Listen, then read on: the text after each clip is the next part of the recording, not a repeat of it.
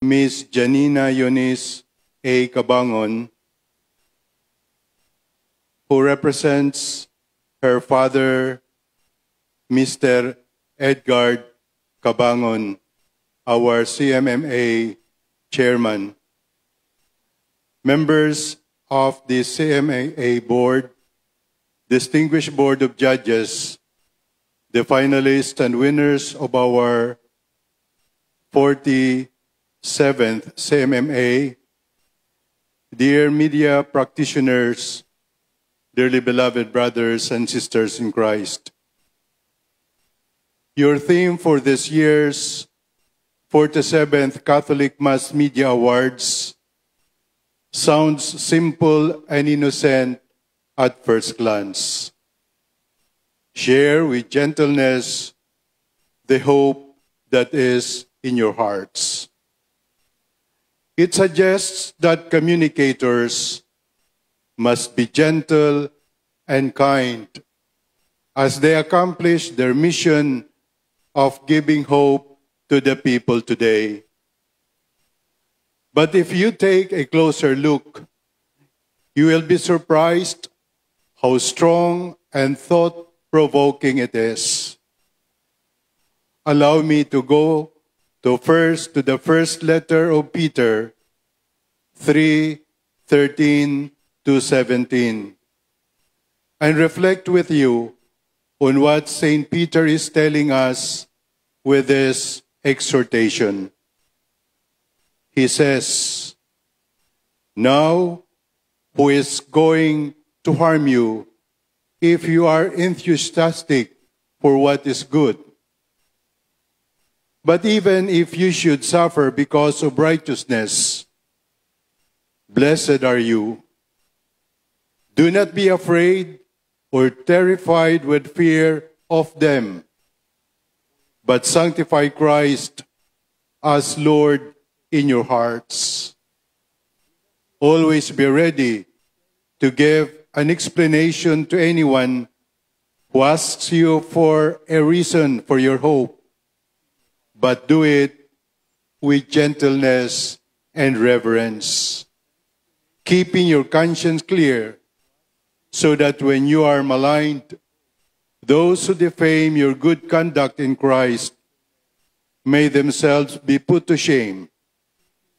For it is better to suffer for doing good, if that be the will of God, than for doing evil." Now, it doesn't sound innocuous anymore. What I mean, the theme of our celebration this evening. It stings and provokes. The letter writer, St. Peter, is talking about suffering because of righteousness and truth. Truth-telling, moral resistance, and countercultural behavior could cost you your reputation, your safety, even your life. You will be maligned, you will be defamed and put to shame. But it is better to suffer for doing good than for doing evil. Your conscience must be clear, and you must be ready to render an explanation to the hope that you keep, despite the corruption and filth that surround you. This is the message of the CMMA this year. Yes, be kind and be gentle. But kindness and gentleness do not mean lame or spineless.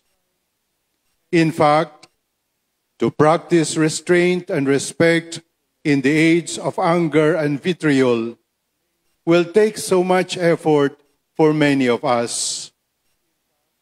This is where Christian hope challenges us to stay focused and composed. let us not allow ourselves to be distracted by the noise and deception. Hope in the context of the recent events in our country means vigilance and integrity, coherence and credibility, not recklessness and political expediency. When St. Peter said that we must explain ourselves with gentleness and reverence, he wanted us to reject two extreme positions: cowardly silence and arrogant aggression. To give hope today, we must continue to engage, to dialogue, and to discern. There is time for silence and introspection. There is time to speak out the truth in love.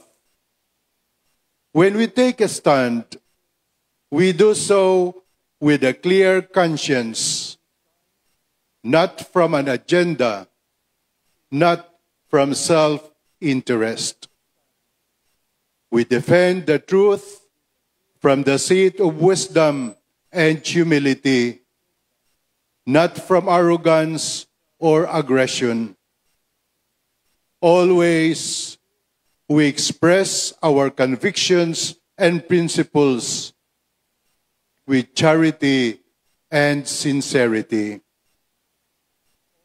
We are all aware that our media landscape in the Philippines today is often marked by harassment and trolling, disinformation and threats, polarization and pressure. Not only are we deeply divided, we are also highly vindictive. We tend to dehumanize and demonize those who do not belong to our group, to our party, or tribe. We seem to have conveniently forgotten that our core value as a people is kapwa and pakikipagkapwa. We have a shared identity, a shared culture, and values of damayan, bayanihan, and pamayanan. We admire people who are not only mabait, but who are mabuti ang kalooban, may prinsipyo, at may paninindigan. We often hear from our elderly, mabuti nang magdildil ng asin kaysa magnakaw. We regard highly in our value system karangalan and malinis na pangalan. I wonder where all these Filipino moral principles have gone. Maybe it's about time we stop saying, mahiya naman kayo, because hiya is often associated with shame and embarrassment, with something superficial and trivial. Maybe it's about time we begin reminding everyone, makonsyensya naman kayo. Pakinggan naman natin ang maliit na tinig ng Diyos sa ating puso at kalooban na nagsasabi sa atin, mali yan, hindi tama yan, ituwid natin iyan. The prophetic call of the 47th Catholic Mass Media Awards is for media practitioners to help in recovering our individual and collective conscience. Let us learn to enter our Buddhi once again. Buddhi is our inner moral compass, our innate sense of what is right and wrong. Sometimes we are hesitant to enter the world of Buddhi because we don't want to sound righteous or judgmental. But would it not be better for us if we call our situation today in its unsullied nakedness or hubad na katotohanan? Would it be too much if we say maitim ang budhi or halang ang kaluluwa or bituka of people who have no mercy for others? To the finalists and winners of the CMMA, we would be remiss in our mission and purpose if we are not ready to hold people accountable for their lies and trickeries. Our time calls for reckoning and accounting of ourselves before the Lord, who has entrusted us with the stewardship of His gifts and blessings. We are not owners or masters. We are servants and caretakers of life and creation. Anytime, we will all be asked to explain the reason for our hope. And this is the reason for our hope, that we will not stop until the truth comes out, that we will never be tired in pursuing justice and restitution, that we will not trade integrity for favor or self-interest. Congratulations to all of you.